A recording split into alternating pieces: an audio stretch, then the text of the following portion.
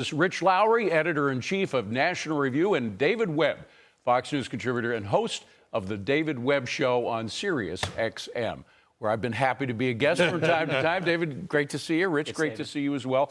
So, David, we just had a 4-year test drive of progressive Democrat policies. I mean, of course, we elected Biden, who claimed to be a centrist for all of his life, but the policies were clearly unlike the economy, the border, public safety, foreign policy issues.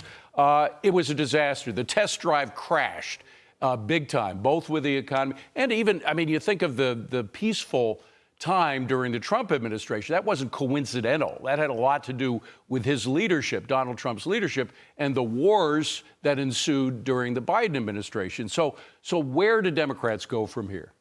Where do they go from here? Probably not far from where they are right now. Really? They stick to what doesn't work? They stick to what doesn't work. If you look at the split in the Democrat Party, the elitists are now too old to stay in charge much longer. The Nancy Pelosi's, Joe Manchin, who faked being a centrist, has left. What are they left with? Is AOC, Hakeem Jeffries, the squad members, Rashida Tlaib, Ilhan Omar, who really are the center, the heart of their party? Are they going to change? No. Bernie Sanders is walked off the stage. He did his job. He got his nose under the tent. And now, as he said, his policies, his thoughts are now mainstream in the Democrat Party. Hillary Clinton recognized that a large part of her base when she ran against Trump were socialists. So the Democrats are stuck there for some time, but that also means a significant resistance that they're going to continue, not just against Trump, but really against the country.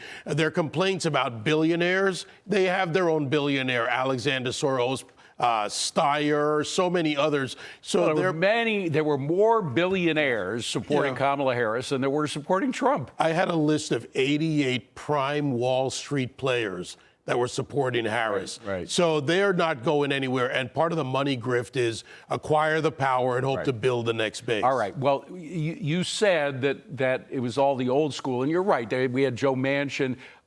We were going to run the soundbite, but we won't. I do want to run the soundbite, though, of a younger Democrat who's thinking of actually moving to the Republican side if Democrats don't get off this progressive line.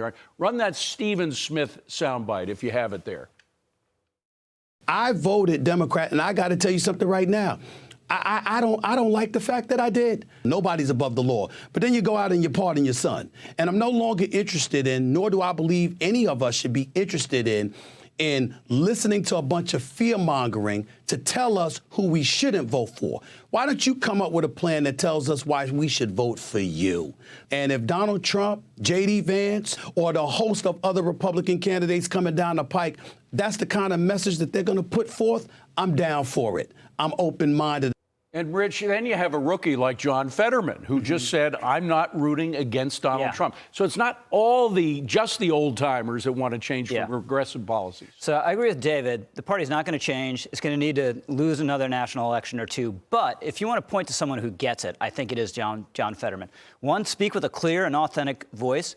Be a little funny and brash. And don't just distance yourself from the left, denounce them when they're ridiculous, wrong, or immoral, which he's done over the last year. So I think that's a workable model for the party. His change, though, isn't it? What's that? John Fetterman's change from the way he was before the stroke. It's like the stroke really shook him up. Besides Donald Trump, he has to be high on your list of the politicians who've had the best year this past year. But couldn't he sort of lead the party, be the front of the spear of changing their policy from the AOC side? I think he's going to be a loner. He's been a loner this last year. He'll continue to be a loner because the forces that make the Democratic Party beholden to the left are just too strong. All right, David, I want to switch to the public safety side of the national debate, which I think Democrats are losing big time because we see with our eyes what is happening. And, of course, the most recent example this weekend, that barbaric attack of that woman in the subway. She was burned to death by a guy who was sitting there watching her burn.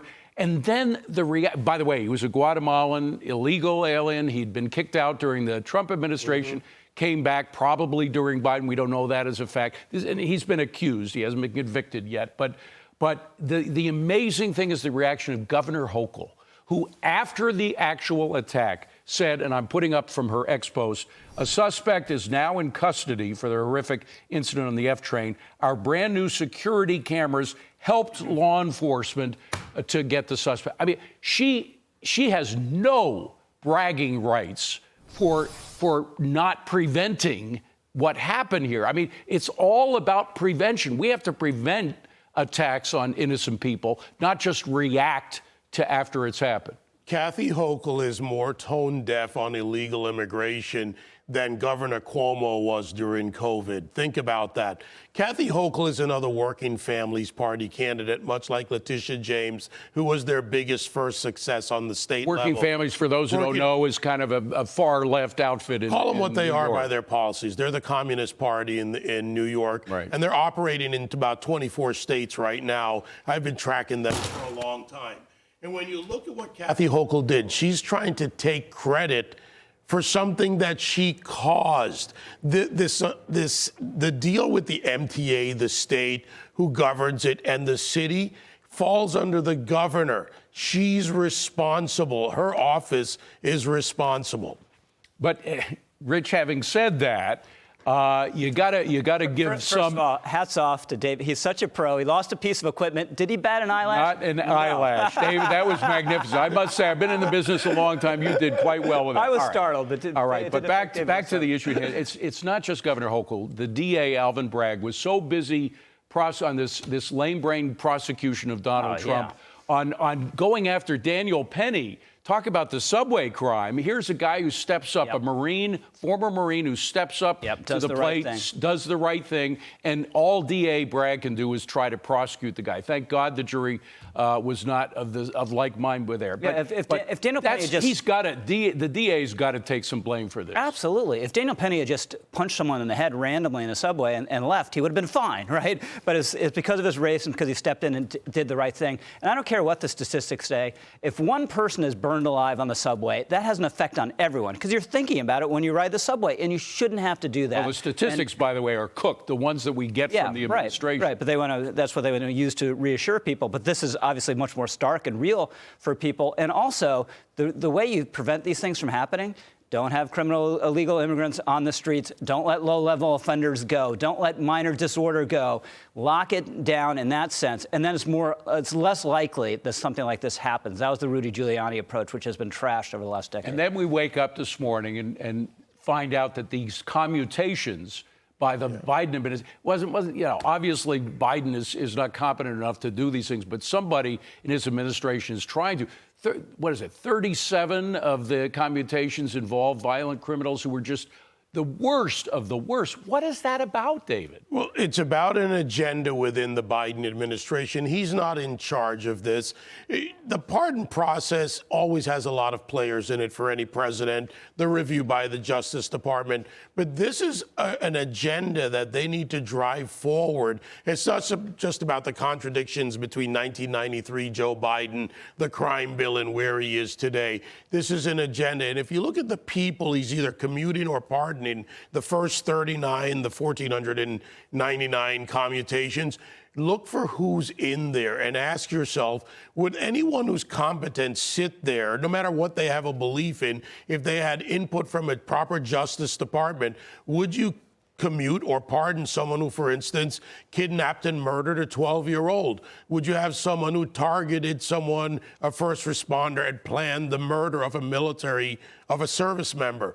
This is something that has gone much deeper and wider, and it's why when Biden wasn't able to run the White House as president of the United States, the committee within have been running this. Therefore, their agenda, much to the earlier point about the thing that really politically I don't understand. We found out that pandering to particular groups don't work. You're saying he's trying to apologize for supporting that anti-crime bill that many people in the black community, Latino community objected to. But pandering doesn't work. That's why the open border actually drove Latinos into the Republican arms. They were there waiting for it. Pandering doesn't work. Thank God Americans have But woken it's up to it. beyond pandering when you have an ideological bent.